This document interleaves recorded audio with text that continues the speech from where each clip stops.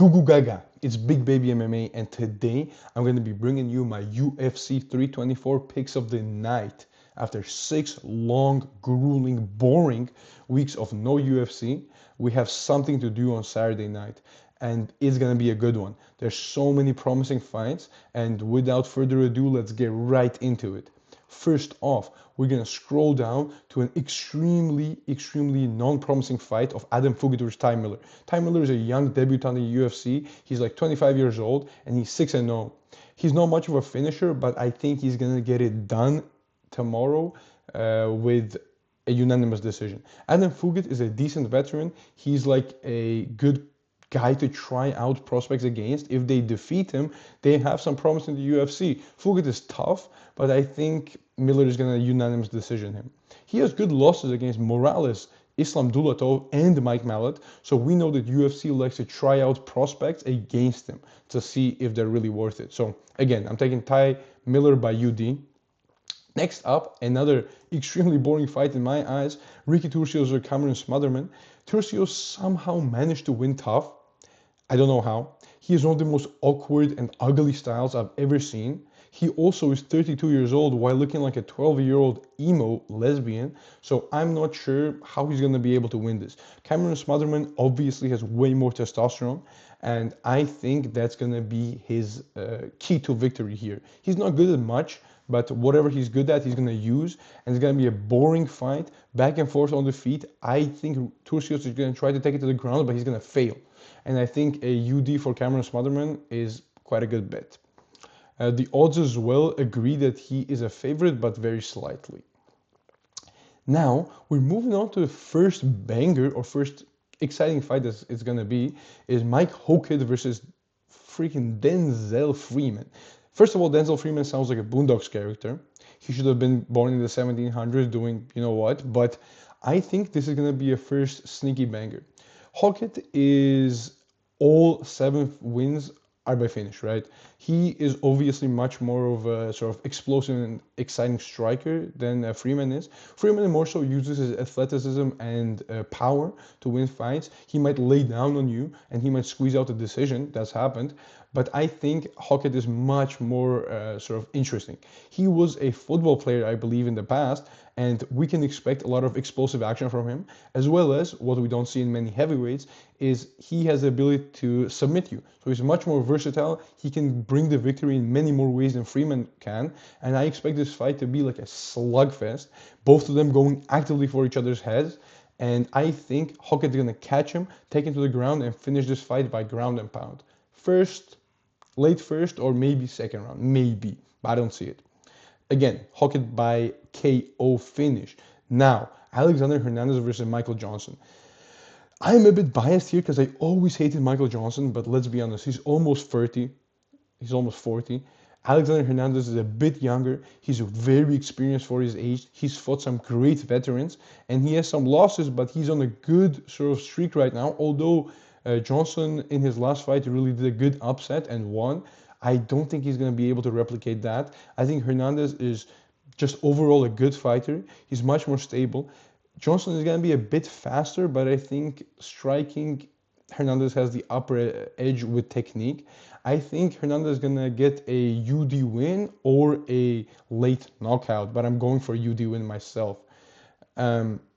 Overall, size-wise, they're kind of similar. There's no like big reach advantage, so I don't think Michael Johnson is going to be able to use his speed and his jab as effectively as he would like to.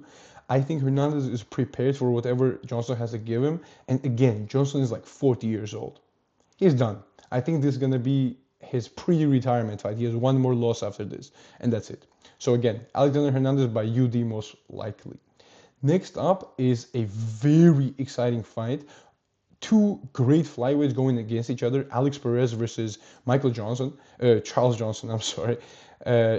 Charles Johnson is a tough one because he is massive for the division and he's a decent striker, as well as not having too bad of a takedown defense and ground game. But I think Alex Perez is going to be a really good challenge for him. We're getting going in this card. Like, this is a first fight that's like going to be a properly interesting fight for the whole division outcome, right, for flyweight. I think Charles Johnson does not have the potential to be top in the division, but I still think his size difference is going to pose a big threat to Alex Perez. Alex Perez, I quite like his style. He's very sort of explosive. He has good endurance. It's very hard to knock him out, which is what Charles Johnson is going to go for. And he's overall like a tough guy with an extremely good resume in terms of fights, not wins, in terms of fights in the flyweight division. He's fought two champions, bunch of up-and-comers like Tyra and some others, and Mokaev, for example, while he was in the UFC. He has those losses from Pantoja Destruction and Davidson Figueiredo, but these guys are like taking him down and submitting him. Alex Perez is really susceptible to grappling, I feel like, and if Charles Johnson doesn't bring that edge of grappling and submission threat, I don't think he's going to get it done this time. But I still feel like Charles Johnson's sort of presence in the cage and his like power are gonna make a difference. I think he's gonna win by unanimous decision. I don't think he's gonna be able to finish Perez. Perez has also had a lot of damage in his career. He's getting older. I think his like much smaller size and not the ability to like the lack of the ability to bully Charles Johnson in the ring is gonna be the absolute decider here.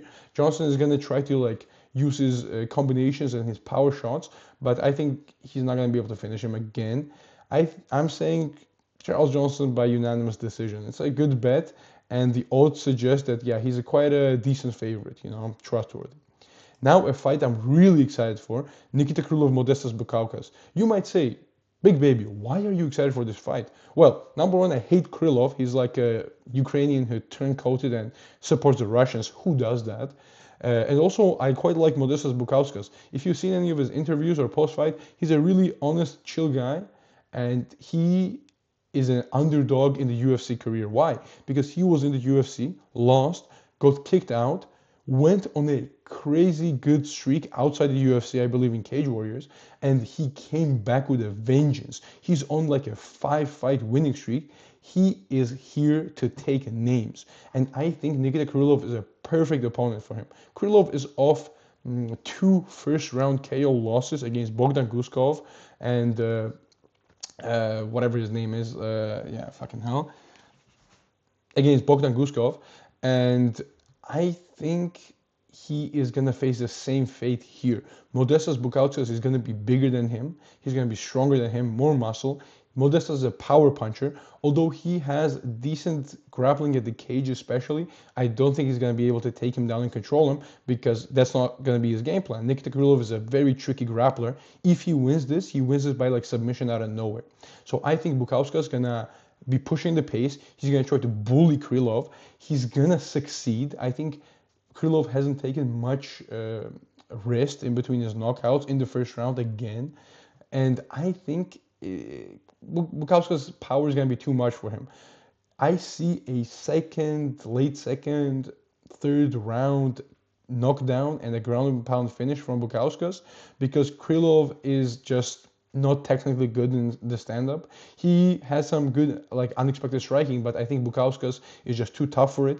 He doesn't get knocked out, and I think it's a finish for him. Krylov, I never liked the guy, but he's very exciting, or has been, but I think he's on a downward spiral in his career.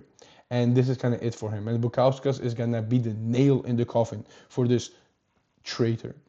But yeah, Bukauskas by KO, late second, early third. Next fight, also quite interesting, not really. Ateba Gauthier is being fed another can. Andrei Pulyev, yeah, he has a win in the UFC, 10-3. He's quite a big, tall, rangy guy, but Gauthier is just a different level. He's very young. He's the same age as me, which seems unfair, and I'm quite depressed about it, but I still think it's going to be a round 1 KO. No way Pulyev is making it out of the first round. I think the UFC is trying to build him up very smartly, unlike what they did with like Bo Nickel or something, where they gave him a good sort of top contender early on in his UFC career where he's not that experienced. Gauthier is on a great streak. He's knocking everybody out. We're building high for him. And I kind of support this decision, although it's not competitive and we know the outcome. It's easy bet. The odds as well suggest this. Incredible odds, like fucking 10-1 or something. So Definitely Gauthier by KO, and I just want to see what's next for him. We'll talk after this video what might be next for him, but a KO win is what's happening Saturday night. Next up, whew, oh my goodness, what a fight. What a fight. Deiveson Figueiredo, the previous champion at flyweight and a decent contender bantamweight, versus Umar Nurmagomedov, who has only been defeated by Merab Dvalishvili and has looked impeccable, has looked dominant outside of that. So, the breakdown of this, I think, is about this fight being 3 rounds. Umar struggled with Merab after round 3, and we've seen in 3-round fights that he's able to push the pace, use his active chain wrestling and in general grappling, which is almost non-stop. He just goes for it. And I think that's going to work well against Figueiredo. Figueiredo can defend 1 or 2 shots, but the chain wrestling quality from Nurmagomedov, which has been instilled in him in Dagestan for all his life, is going to be too much for him. I don't see a submission win here. I think Figueiredo's power is going to be what Umar fears the most. So he's not going to take too many risks with the striking. This is going to be like a boring cage wrestling type of situation, although it's not going to be boring because it's going to be fast-paced wrestling with great techniques from Umar. I think his stamina is going to be better than before. He's learned his lesson from Merab. His Bautista fight last time showed us that he is able to push the pace for 3 rounds. He's able to be super active on the takedowns as well as scramble on the ground for control. And I think Deiveson Figueiredo is going to, because he's also 38, he's going to be able to scramble, but is he going to be able to hold up after round 2 and 3?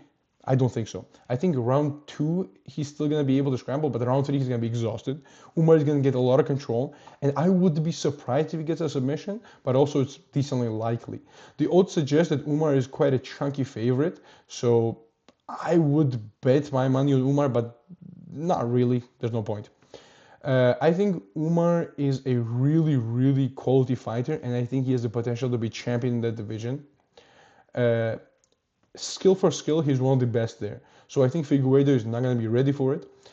Although his power can be an equalizer, and power goes last, we all know. So although he's 38, he still could knock out Umar, but I think it's very unlikely because Umar is going to be careful. He's going to mix up the striking with the wrestling. He's going to push the pace, and I think from the cage, he's going to get quite a bit of takedowns, if not open takedowns. I think from the cage, mostly going to be his strategy. So I'm taking Umar by decision over 3 rounds. Remember, 3 rounds. Next up, we're moving in to the main card territory. And boy, do we have a fight here. Arnold Allen versus Jean Silva. Arnold Allen was always one of my favorite fighters, but lately he's really slowed down. He's not that active. He's had some losses, and his last fight was a year and a half ago against Giga Chikadze. And Giga Chikadze is washed up. I love Giga, but he's washed up. He's not good anymore. And Arnold Allen lost like a round and a half to him. Low-key, he could have lost that fight in some other judge's eyes. I think the main issue here is Arnold Allen needs a specific opponent to do well. For example, Giga was a great opponent for him because Giga keeps it slower, keeps it more technical, and Arnold Allen is able to shine. I think Allen is going to try to set up like the same stuff he always does, like leg kicks, some body shots, mostly his jab, and like straight on attacks, but he's not going to be able to be ready for the absolute psychopath killer that Jean Silva is. Jean Silva lost his last fight against Diego Lopez with a brutal spinning elbow KO. That was disgusting to see. It was very sad for me to see because I love Jean Silva. But I think this time he's out for blood. He's a psychopath, remember, so he's going to want revenge and he's going to want to take names. And Arnold Allen is a great name to take. He has great experience and he's a very established featherweight. So I think Jean Silva is going to try to kill him, and I think he's going to succeed. The way I see this fight going is first round, Jean Silva is going to overwhelm him with crazy hooks and overhands and crazy kicks up the middle, right? Front kicks, there's going to be some head kicks, but mostly it's going to be his explosive overhands and hooks. Jean Silva is going to get hit. Arnold Allen is going to land some good jabs on him, but is it going to be enough to take him out? I don't think so. Diego Lopez landed some great shots before the finish as well and in the first round, but it was not enough. The only way he could do it is surprise him with a spinning elbow, and Diego Lopez is much bigger, and I don't think Arnold Allen has it in him to be that sort of unexpected and that arbitrary. I don't think he can surprise Jean Silva, and Jean Silva is going to be coming for him like a maniac.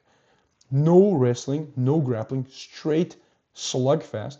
Jean Silva is going to catch him with a hook, get him down, finish with ground and pound. 100%. I think Jean Silva is winning this by KO. Another thing really going in his favor is he's just super durable. Like, he had great moments against Diego Lopez. Some of those moments I thought he would get the finish, actually. He had great uppercuts, great hooks, but Diego Lopez just surprised him, and really powerful spinning elbow was enough to take him out, but Arnold Allen cannot do that. So I think Jean Silva by KO is a safe bet. The odds as well suggest that he's a decent favorite, but nothing crazy. You can still make money on it. Next fight, Natalia Silva, Rosa Namajunas. I'll be very brief here. Rose, although she's like 32 or 33, is a old school fighter. She's of the last generation, whereas Natalia Silva is the next generation. I think Silva is a great grappler, really good, and we know Rose struggles against those. Although her jiu-jitsu is not bad, I think the style Silva is going to bring is going to be aggressive, dominant grappling. She's going to take Rose down, control her first round, squeeze her out, get her tired, and second round she's going to get a submission victory. I really think Silva can do some interesting things in the division, so I'm really excited to see her win this fight by submission, which I think is going to happen. So let's all look out for that. Rose has no chance of winning. Even a unanimous decision, she loses. She's not the same Rose that she was. She can beat like mid-table fighters like fucking Tracy Cortez or like some random like Maverick, Miranda Maverick. But I think she doesn't have it in her to win against somebody with the drive and the multiple ways to win, like Natalia Silva, multiple being submission or decision. And I think her ground control is going to win her this fight. Natalia Silva by UD. Now, a fight I'm also very excited for, a proper heavyweight fight from legendary Derrick Lewis and the Salsa boy, the Dominican Waldes-Acosta. I'll call him Acosta. So Acosta used to be a taxi driver, and Derrick Lewis is making fun of this fact, but I don't think that's who he's gonna meet in the octagon. Acosta is much faster, he's bigger, he moves around on his feet like a middleweight. He is a decent heavyweight, and I think Derrick Lewis has only one way to win. We all know this: a overhand right or a left hook overhand right combination, surprising Acosta. So I see this fight going like this. I think Acosta is going to be very active with his jab. He's going to use his leg kicks to slow Derrick Lewis down and keep him in place while he moves around him, finding good angles for the jabs. I think Derrick Lewis is going to try to set up his stuff the same way he always does, slowly, methodically stepping forward, sludging forward, and he's not going to be able to get it. If Acosta relaxes and, like, let's say after 2 rounds he's winning and 3rd round he's just like salsaing around, no Dominican papi, I don't think that's going to happen. But if that does, Derrick Lewis might catch him. And we all know 3rd round Derrick Lewis, after losing the whole fight, is extremely dangerous, like against Volkov he did. I don't think that's going to happen now, although Derrick Lewis is in the best shape I've ever seen him, and I think of his life. He's still going to lose this fight. Acosta is quite good. I think he has potential to be like top 5 in the division and do well in the top 5, sorry. So I'm taking him to win by unanimous decision. I don't think he's going to knock Lewis out, but he's going to put enough damage on him to win the fight. Now, co-main event. What a banger. I apologize for this. Sean O'Malley versus Yadong Song. So Song Yadong has always been one of my favorite fighters in the bantamweight division. He is an extremely powerful striker, and nowadays, if you're looking at his Instagram, he's being sort of getting better at his grappling. He's training with Justin Flores, one of my favorite grapplers and grappling coaches, and I think that's going to really show in this fight. He's trying to be an overall good martial artist, balanced fighter. He has the striking down. Now he's going to get better at the grappling. So we're going to see much more of him in this fight than we've ever seen of Song Yadong.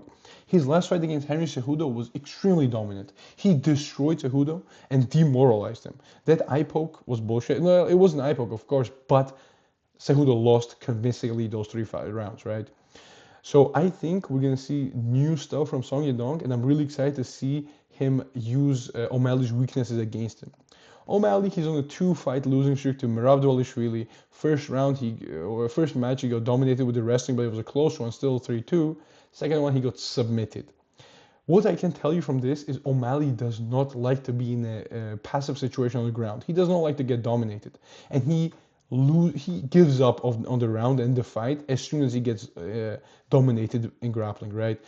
Yeah, you can say Merab Dvalishvili's second fight, it was a mental issue, but I think Song Yedong, if he manages to get him to the cage, if he manages to put the pressure on him, O'Malley's gonna break. I don't think it's gonna be a finish, but I see, because it's a 3-rounder, I see a convincing unanimous decision from Song Yedong where he wins the first 2 rounds, mostly using cage wrestling and like control on the ground, of course, but I think cage wrestling is where it's going to be. He's going to bring O'Malley to the cage. He's going to slow him down, tire him out, make him work, take him down once, maybe twice a round, and just get him so tired that he's not going to be able to get damaging shots off. I think O'Malley's strategy is going to be more patient, like he was in the second fight with Merab, find his shots, really set up his combinations, use his jab, kicks, body kicks, head kicks, leg kicks, everything. He's going to try to use those against Song Yedong to slow him down and prevent some grappling exchanges. But I think Yedong is going to be much more successful, especially using like body lock techniques with double underhooks or an over-under situation, bringing him to the cage and doing his thing there. I think O'Malley in the 3rd round, though, this is my prediction, O'Malley in the 3rd round is going to be really dangerous. He's going to almost even finish Song Yedong, but there's not going to be enough time. Umar is a great striker, but I think this is a bad matchup for him because he is not going to be changing as a fighter. He's going to be doing the things he always does, and we're going to see if it's successful. But Yedong is going to bring a different dynamic to this fight, a different Yedong. We've never seen him like this, and I'm really expecting a lot of good things from him. So, Song Yedong by unanimous decision.